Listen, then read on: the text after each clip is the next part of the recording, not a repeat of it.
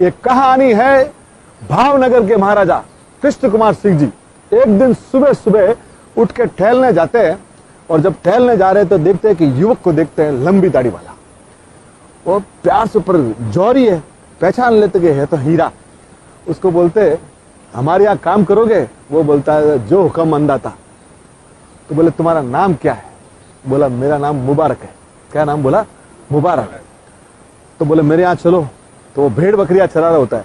बोले अन्नदाता मैं आ जाऊंगा, पर आज मेरा काम जो दे रखा है, भेड़ बकरियां जिनके जिनके मालिक के उनके यहाँ पहुंचा के कल सुबह आपके यहाँ आऊंगा। महाराजा भी चकित रह जाते, 1800 गांव का धनी, और वो जब बोल रहा है फिर भी बोलता मैं कल आऊंगा। बोले कल आ जाओ। तो महाराजा का एक नीलम बाग है भावनगर में, आप जाएंगे तो आपको मिलेगा। तो महाराजा वहां प्रतीक्षा करते हैं, 1800 गांव का धनी उसका प्रतीक्षा कर रहा है। ईमानदार आया।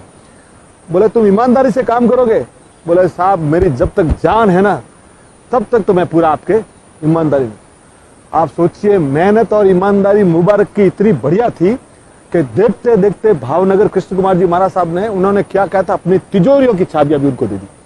हाँ बात है, आप सोचिए क्या, उनको तिजोरियों की चाबी दे दी। और थोड़े दिनों बाद आप सुन के ताज्जुब करेंगे, महारानी को अवसर के लिए उनके पास सबसे बड़ा 9 लाख का हार था। तो वो हार लेने वो तिजोरी खोली गई और महारानी को वो तिजोरी का हार दिया गया। महारानी ने वो हार पहना। हार पहन के रात को जो अवसर आए तो वो रात को लेट आए। महारानी को आदत थी रात को रामायण पढ़ने की, तो वो रात को सोती सोती रामायण पढ़ रही है। रात को 3 बज गए, उसकी नींद कब खुली? वो किष्किंधा का था, तो उसको लगा कि ये मुझे पढ़ना जरूरी है, तो वो हार उसने बीच में रख दिया, पेपर के बीच में, कि मैं कल सुबह इसको वापस। वो भूल गई। 3 महीने बाद उनको वापस हार की याद आई, तो वापस तिजोरी खोली गई। अब हार तो वहां था नहीं, देखा तो हार है नहीं। अब इन्होंने महाराज को बोला कि अपना हार तो रात को कहीं न कहीं चोरी हो गया है। तो चाबियां तो किसके पास है? मुबारक के पास। मुबारक को बुलाया गया कि मुबारक पर मानते थे इनको कि मुबारक यार अपना हार नहीं दिख रहा है। तो बोला मेरे पास तो चाबियां हैं, आप खोल के देख लीजिए। पर उसको लगा कि ये मेरे ऊपर शक कर रहे हैं। इसने अपनी चादर बिछाई और चादर के ऊपर खड़ा हो गया। तो महाराज बोले ये क्या है? बोले साहब मैं 5 टाइम नमाज अदा करता हूँ, कभी परवरदिगार का मैंने गलत नहीं किया। मैं खड़ा होकर बोलता हूँ सर मैंने कभी कोई से नहीं किया। सर बोले ऐसी कोई जरूरत नहीं है, मैं तेरे ऊपर विश्वास करता हूँ। पर बच चला गया। पर वो शक की सुई होती है ना, मुबारक के मन में आ गया कि यार मेरे लिए। उसने सोचा ए परवरदिगार 24 घंटे के अंदर कुछ ऐसा कर दे कि मेरे ऊपर से कलंक मिट जाए। और आप सोचिए उसी रात महारानी ने किताब खोली और वो हार मिल गया। और इतने बड़े महाराजा का भी ग्रेटनेस देखिए, महाराजा को बुलाया उन्होंने कि मिल गया। तो महाराजा 1800 गांव का धनी बोलते नहीं, मुबारक को हम माफी मांगेंगे। क्या बोले? मुबारक से माफी। बोले अपने तो 1800 गांव के धनी है। बोले कुछ नहीं, गलती है तो गलती है। मुबारक को बुलाया गया। बोले अन्नदाता। बोले मुबारक तेरी माफी मांगते हैं तुझसे, तुम्हारे ऊपर हमने शक किया। तो बोला महाराज अभी आप चाबियां आपके पास रखिए, अगर मैं चला जाता तो कहीं कलंक रह जाता, अभी आप हार का मिला। तब महाराज ने जो जवाब दिया साहब लेके जाइएगा। उन्होंने बोला साहब मेरी अंतिम सांस या तेरी अंतिम सांस तक तो तू नीलम बाग कभी नहीं छोड़ेगा, ऐसी 10 तिजोरियां तुम्हारे ऊपर कुर्बान है।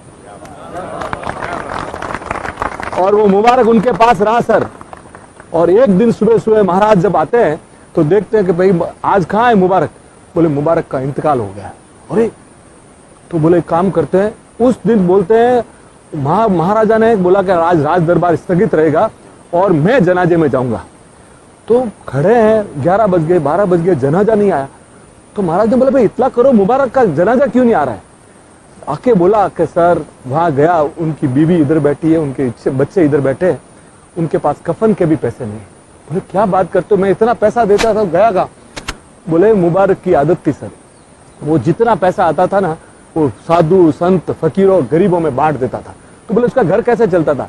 कि साहब रोज नीलम बाग में आप जो खाना खाते थे, इतना जो वेस्ट बनता था ना, जो बचता था ना, उसमें मुबारक अपने परिवार का पेट चलाता था, उसने कभी एक पैसा नहीं लिया।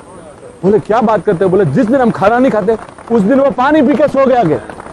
पर उसने, तब महाराज के आंख में आंसू आ गया। उन्होंने बोला कि जनाजे के जो 4 कंधे होते हैं ना, उनको बोला गया कि 3 कंधे तो तुम आपस में बदलोगे। और राजकीय सम्मान दिया गया था उस जमाने में। और की जब जनाजा यात्रा निकलते महाराजा ने अपनी पगड़ी उतारी और ऊपर अपना रुमाल बांधा और पांव की जुतियां उतार दी सर। और पूरे जनाजे में महाराजा गए। और वहां जब कब्र में गया ना तो मिट्टी भी उन्होंने डाली। और आज भी अगर आप भावनगर जाएंगे ना तो वहां पे लिखा हुआ है the lock of Neelambag slips here. क्या लिखा हुआ है? Lock of Neelambag slips here. तो साहब आप सोचिए, उन्हीं परिवार को बाद में महाराजा ने बहुत बड़ी जमीनें दी और उनके डॉक्टर अपने उनके बड़े फैमिली में डॉक्टर उमर भाई हुए महुआ में, उन्होंने भी। तो साहब ईमानदारी जहाँ होती है और सच्ची प्रेरणा होती है ना, दुनिया में उसका कोई मुकाबला नहीं सर। तो ईमानदार रहिए सर, जिंदगी आप। ये हिंदुस्तान में हमारे हिंदू मुस्लिम भाइयों में कितना प्यार है, ये हमें दर्शाता है कि हमारा कैसी बढ़िया सभ्यता हमारी। Thank you sir, thank you sir, thank you sir, thank you sir, thank you sir, thank you sir.